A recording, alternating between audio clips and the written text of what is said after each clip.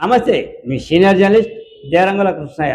ఈరోజు ప్రధాన అంశం ముఖ్యంగా భారతదేశంలో పెద్ద సంచలనం.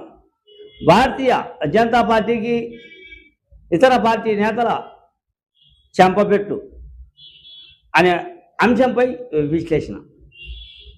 మహిళా రిజర్వేషన్ 33% కేటాయించాలి అని తీవ్ర ఉత్సాహం భారతీయ జనతా పార్టీ చేపట్టింది అని, మొత్తం అంతా కూడా అది పద్ధతి ప్రకారం చేయలేదు అని హుటాహుటిన ఈ బిల్లు ప్రవేశపెట్టడం వెనుక మొత్తం అందరూ కూడా రిజెక్ట్ చేసినట్లే, అంటే మద్దతు పలకలేదని తెలుస్తూ ఉంది. పార్లమెంటులో మద్దతు తెలపలేదు కనుక ఆ మహిళా రిజర్వేషన్ బిల్లు వెనక్కి వెళ్ళినట్లే కదా. ఇది భారతీయ జనతా పార్టీకి వివిధ పార్టీ నేతలు చెంపపెట్టు చేసినట్లే కదా. సరే, ఈ విషయాన్ని పక్కన పెడితే కాంగ్రెస్ పార్టీ తరఫున సీనియర్ నేత, మీడియా ప్రతినిధి అయినటువంటి తులసిరెడ్డి వేంపల్లెలో విలేకరుల సమావేశం కావచ్చు, ఒక వీడియో విడుదల చేశాడు. ఆ వీడియోలో ఆయన మాట్లాడారు. ఇది ఎప్పటి నుంచి కాదు, మహిళా రిజర్వేషన్ కాంగ్రెస్ పార్టీ 37 ఏళ్ల క్రితమే 37 ఏళ్ల క్రితమే 33% రిజర్వేషన్ కల్పించింది. సరోజిని నాయుడు కావచ్చు, ఇతర మహిళా నేతలు కావచ్చు, సర్పంచులు కావచ్చు, ఇంకొకరు కావచ్చు, ఎంతోమంది అప్పట్లోనే 33% రిజర్వేషన్ 33 ఏళ్ల క్రితమే కేటాయించడం జరిగింది. ఈ విషయంపై తులసిరెడ్డి మాట్లాడాడు. సరే, తులసిరెడ్డి డేటాతో సహా వివరించాడు. తులసిరెడ్డి డేటా కరెక్టో కాదో అది నాకు తెలియదు, కానీ ఆయన సీనియర్ నేత కాబట్టి ఆయన మహిళా రిజర్వేషన్ మీద, భారతీయ జనతా పార్టీ మీద విమర్శల వర్షం కురిపించాడు. ఈ వీడియోలో చూడండి. ఇలా రిజర్వేషన్ల పట్ల బీజేపీకి ఏమాత్రం చిత్తశుద్ధి లేదు. ఆత్మశుద్ధి లేని ఆచారం అది ఎలా, భాండశుద్ధి లేని పాకమేలా, చిత్తశుద్ధి లేని శివపూజలేలయా విశ్వదాభిరామ వినరవేమ అనే పద్యం గుర్తుకొస్తుంది బీజేపీని చూస్తే. నిజంగా బీజేపీ ప్రభుత్వానికి చట్టసభల్లో మహిళలకు రిజర్వేషన్లు కల్పించాలని చిత్తశుద్ధి ఉంటే మహిళా బిల్లును విడివిడిగా పెట్టేది. మహిళా బిల్లును ఒక్కటి మాత్రమే పెట్టేది. కానీ మహిళా బిల్లును, డీలిమిటేషన్ బిల్లును కలిపి పెట్టడంలోనే బీజేపీ చిత్తశుద్ధి లేదని అర్థమైపోతా ఉంది. నిజంగా బీజేపీకి చిత్తశుద్ధి ఉంటే ఈరోజు ప్రవేశపెట్టిన మహిళా బిల్లును విడిగా ప్రవేశపెడితే ఈరోజు ప్రవేశపెట్టిన ఏకగ్రీవంగా పార్లమెంట్ ఆమోదం తెలుపుతుంది. కానీ అది బీజేపీకి ఇష్టం లేదు. వాళ్ళు పెట్టినట్టు ఉండాలి, దాన్ని ప్రతిపక్షం తిరస్కరించినట్టు ఉండాలి, దాని ఆధారంగా ప్రజల్లో ప్రచారం చేసుకోవాలి అనే దుష్ట బుద్ధి తప్ప నిజంగా మహిళలకు రిజర్వేషన్లు కల్పించాలనే యొక్క చిత్తశుద్ధి ఏ కోశానా లేదు బీజేపీ పార్టీకి. కాంగ్రెస్ పార్టీ మొదటి నుండి కూడా మహిళా సాధికారతకు కృషి చేస్తూ ఉంది. స్వాతంత్రానికి పూర్వమే మహిళలు కాంగ్రెస్ పార్టీకి జాతీయ అధ్యక్షులు అయ్యారు. స్వాతంత్రానికి పూర్వమే సరోజిని నాయుడు, అనీ బెసెంట్ లాంటి వాళ్ళు.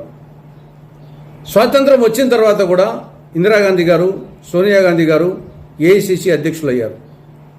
కాంగ్రెస్ పార్టీ తరఫున ప్రతిభా పాటిల్ రాష్ట్రపతి అయ్యారు. శ్రీమతి ఇందిరాగాంధీ గారు ప్రధానమంత్రి అయ్యారు.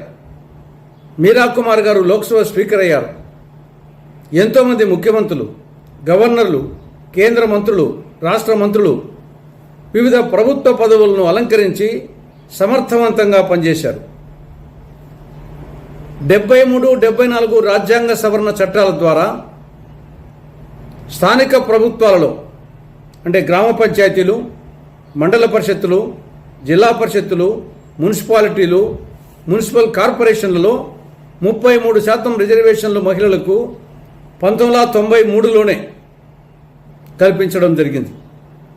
రాజీవ్ గాంధీ గారి కృషి వలన అమెండ్మెంట్లో ప్రవేశపెట్టడం, దాని తర్వాత పివి నరసింహారావు గారి పీరియడ్లో అది పాస్ కావడం జరిగింది 1993లో